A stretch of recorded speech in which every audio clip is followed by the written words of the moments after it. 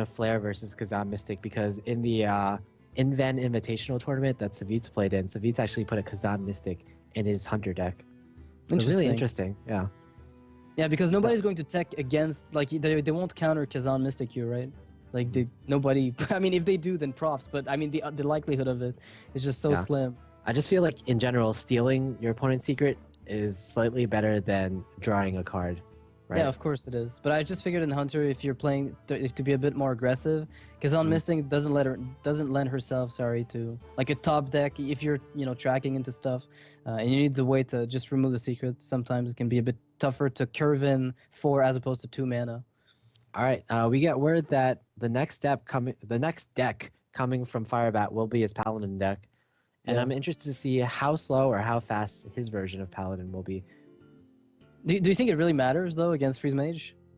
I mean, it would have to be Healadin in order to win. Because, I mean, holding a board against Freeze Mage and winning is, impossible? And Paladin's damage generally comes from the board. And not so much from, I mean, True Summer Champions do deal damage, and there are minions that do that, but it's mostly just trying to flood the board and hope that stuff sticks, which it usually does not. I mean, you say it has to be a Healadin, but some of these decks, like the more control Paladins, aren't too far off. These decks run 2 lay on hands and a heal bot, sometimes 2 heal bots. That's about as Healadin as they come. Yeah, that's kind of what I'm saying. When I say Healadin, I mean exactly that specific archetype. There's a bit of a delay there because the hand of the player at the top is not shown to me at the moment. Massive delay, actually. I don't even see the hand. It's funny. I mean, it's obvious that he has a quotation mark in his hand. All right, so Firebat's probably going to invite the spectator in the near future. So on turn 3, I mean, True Summer Champion, you're forcing a coin for True Summer Champion. Invite, please. You can see our spectators waiting to Firebat to get an invite. I beg you, Firebat, please invite us. I hope he invites us soon because there was a tournament where I believe Amaz didn't invite the spectator, and they had to remake the game because of that. Because they wouldn't know if the deck was actually the right deck list, for instance? Well, it was just bad for the spectators. Okay, gotcha. Spectator value. Yeah. So True Summer Champion was indeed forced by the Acolyte of Pain, which is the least value you can get out of that minion against Paladin. But you somewhat expect it when you throw it out, right? You somewhat expect a True Summer Champion to take it out. I think it's fair. Yeah, definitely.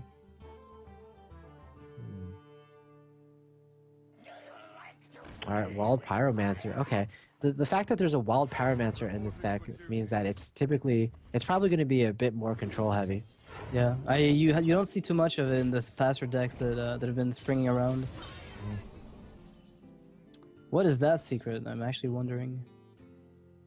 Well, Ice Block, Ice Barrier, take your pick. I don't think it's either or. It's probably not going to be relevant for a while. If Blood Mage Talos top decks Arcane Intellect or some such thing, that could be a really nice way to keep the draw tempo going. Alright, well, we have to assume we're playing ladder right now. Completely blind against an opponent, we have no idea who it is. Alright, Sludge Belcher being played. It's a pretty standard card in Indian Paladin, so... Yeah, it's not really indicative of anything. Arcane Intellect. There it is. He draws, and he draws. Arcane Intellect. The 3 mana life tap, essentially. Yep. Yeah, because you're... What I find funny about Arcane Intellect is that the only equivalent to it is, Thoughtsteal, I think? And from a, pure value standpoint, Arcane Intellect isn't that interesting, but in a deck like Freeze Mage, it just operates amazingly well. Oh yeah, definitely. Let's see. Huh. Is this a Doomsayer double Frostbolt Sylvanas? Yeah. Oh, no way. Not yet, at least. Not yet. But I don't think Firebat will overextend any further in this board. There's no way.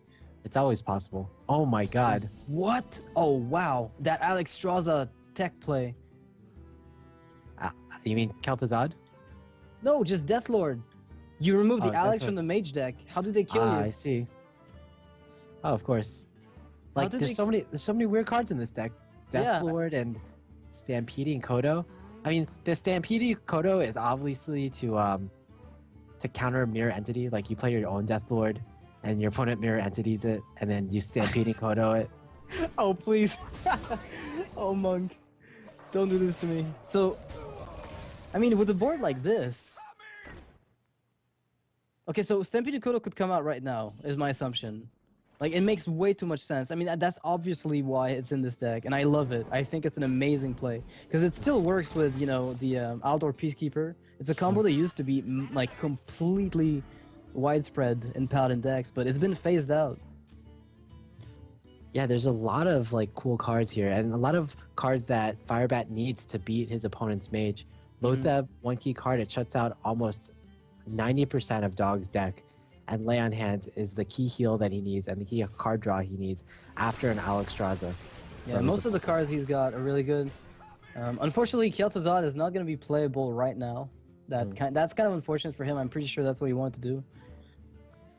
Oh man, Firebat's going really old school. He's adding humility back to Paladin. Is this where you play Deathlord? And the Doomsayer triggers, everything dies, your minion comes into play. And then you steal with Sylvanas? Is this kind of a gimmick that he's trying to go for? Does it? I mean, it doesn't work in this case because Deathlord will trigger after Sylvanas. But if it had been played in the other order, that would have been fun. I think you throw Deathlord and hope it's Sylvanas because you've got the humility to deal with it, right? I feel like not care. I feel like you just equip the True Silver and pass. To be honest, that's just a boring turn. Yeah.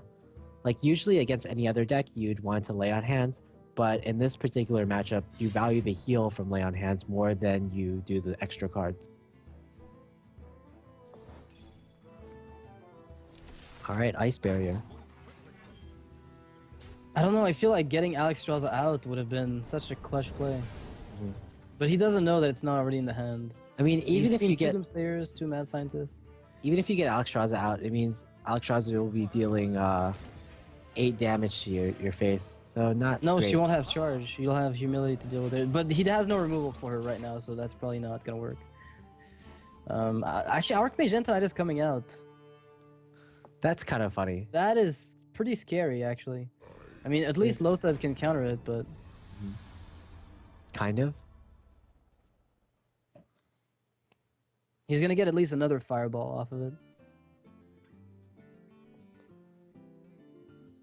Does Lotheb counter it? I mean, somewhat. Not really. No, not really. It kind of helps, but it's not. It's not a perfect response. Not even close. All right, Frost Nova is going to give another fireball here.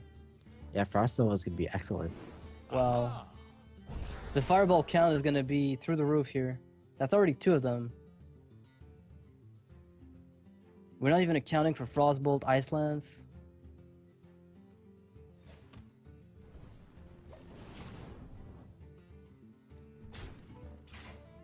Alright, Firebat.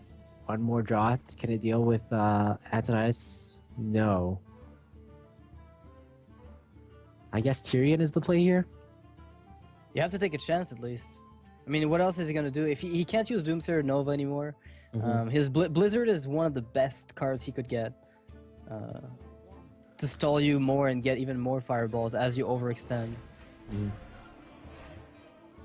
Yeah, any kind of AoE freeze is going to be really good. Yeah. I'm actually surprised, like, how much work Archmage has been doing so far in this specific game. Okay, this isn't bad either. So you attack Tyrion. You ping Tyrion. You don't attack Tyrion. It's pointless. You just get infinite fireballs. Oh. Frostbolt, Ice Lance, and just completely try to obliterate his opponent because he's got the ice block set up, he's got the ice barrier, so the paladin needs to find some kind of lethal somehow, knowing that there are a total of 5 fireballs in his opponent's hand. There's no Lotheb coming back. Wow, what a great play. Yeah, there is absolutely Dog's no like, comfortable position here. I've got 5 fireballs. Can you heal for 30 damage? You know what? For all we know, he just has like 2 heal bots and two Lay on Hands coming up. But with Death Lords, I mean, what do you have to cut, right? You have to cut somewhere. And those might just be the slots of Healadin that just don't get played by Firebat. And the mage is actually I feel above like 30 effective health. I feel like those slots are probably replaced by those spots are taking the spots of like the piloted sky golems that some people run in Paladin. Yeah. So it's like it's fewer threats but more answers, like with the Kodo, the humility, more defensive cards like the Death Lord. Yeah, and now Doug is counting. He's saying if he's got anti-heal bot or lay on hands, am I still okay? And he's counting the damage that's on the board, and he calculates that yes, if one of those two cards is played, I still have just enough to win the game. Unless Youthful Brewmaster comes out. Oh, Guardian of Kings. Yeah, it sadly is just... He's going to be on 15, though. That buys him an entire turn. Yeah, just barely not enough. But he still can't pop the ice block. Exactly. That's what Dog was counting last turn, to make sure that if he healed, then did he have enough to kill him with fireballs anyway? And turns out he does. He's got 13 a turn for the next 2 turns. All right, this turn's gonna be pretty simple: fireball, fireall, and probably just a ping. Or yeah, 13 damage a turn. Just maximize the amount of damage so that even a heal can't really put the game out of reach. Yeah, this deck seems to have been specifically made to counter Freeze Mage almost, with both a Lay on Hands and a Guardian of Kings. That's how I feel, but I thought he would play the Death Lord into that Doomsayer to force some kind of crucial minion to come out earlier than the Mage would have liked. Yeah, but again, even if Alexstrasza came out, it could have attacked on that turn, right? Like, no, it doesn't have charge. It wouldn't have given it charge. That's the way Doomsayer works. It'll summon it. The only drawback was if it's Archmage Antonize that comes out, it costs him 0 mana and then he gets infinite spells, and that's like the worst case scenario. But either way, definitely well played here for both players. But Paladin, I feel, has a huge problem against Freeze Mage in general. I think it's one of those matchups you just don't have a really good chance to win because all your damage comes from the board. Maybe Kazan Mystic with Paladin. That could be fun. Yeah, and I noticed I haven't seen either Muster for Battle or Quartermaster in this deck. So that might mean he might not run those cards. And that's also kind of somewhat the only burst you have in Paladin. So another reason why this Paladin might be... it might lack the necessary tools to beat Mage. Yeah, it might not have what it takes to actually seal the game. Because it can drag it on, maybe, but just not deal enough damage. The addition of Kel'Thuzad there was kind of interesting. I don't know if it was tailored. I think he just threw it away. I don't know if Firebat was really trying to counter Freeze Mage. It feels more like the deck was tailored around another thing, and he just played it first on the off chance that he got the win.